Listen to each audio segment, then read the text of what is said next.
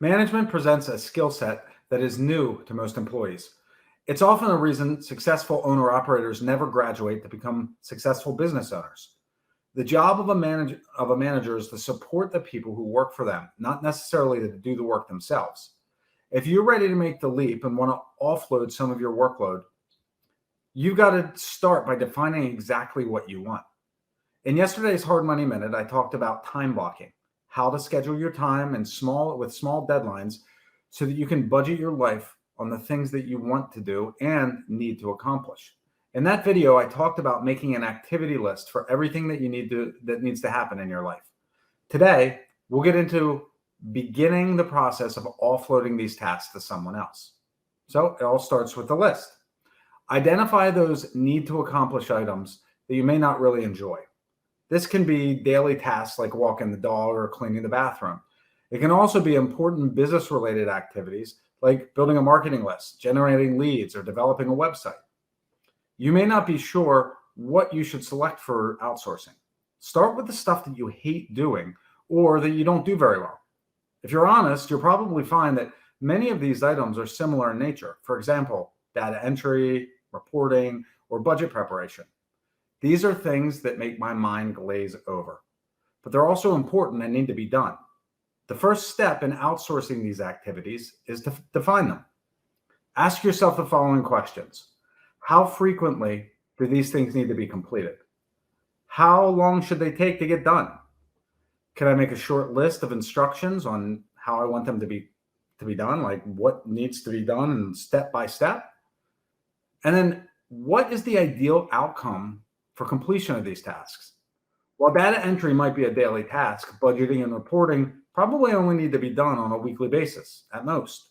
And while I can come up with a short list of instructions for accounting work, I'd rather define what I'd like to accomplish from the activity because I'm not an accountant and frankly, I hate working with QuickBooks.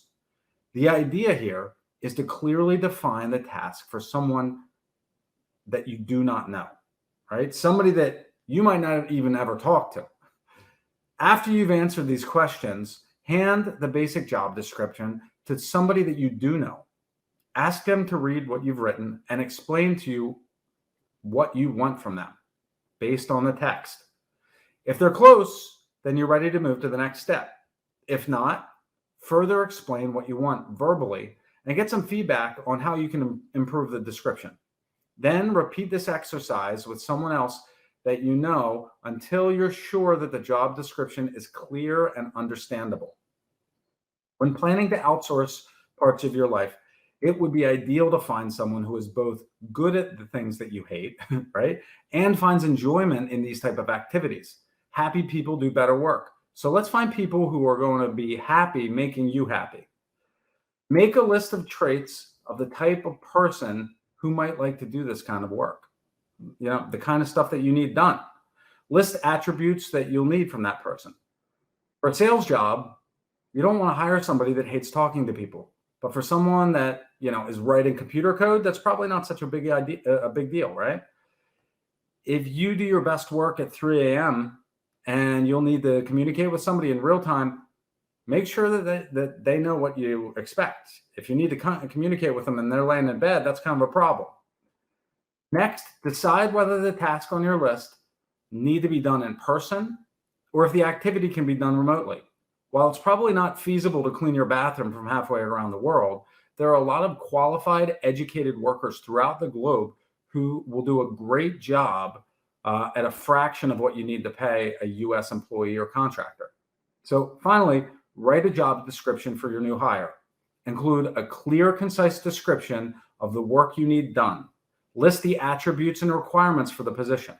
Note whether the work is local or remote.